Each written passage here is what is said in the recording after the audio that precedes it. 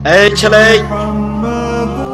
মনে রেখো একটা কথা, যেদিন তোমার বিবাহ হবে সেদিন থেকে তুমি তোমার মাকে আর ভালোবাসতে পারবে না।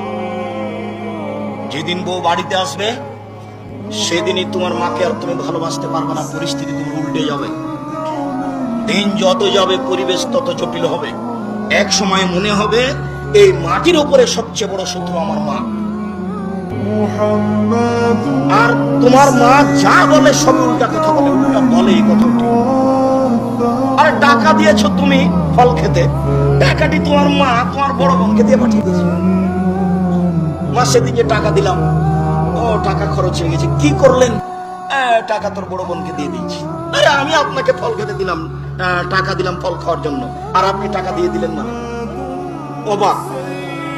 আপনার ছেলে আর আপনার বড় ভাইয়ের বড় বোনের ছেলে এক জায়গাতে খেতে বসেছে, তো আপনার মা বড় মাছের টুকরা আপনার বোনের ছেলের পাতায় তুলে দিয়েছে। এইটা আপনার বউ দেখেছে এবার রাতে।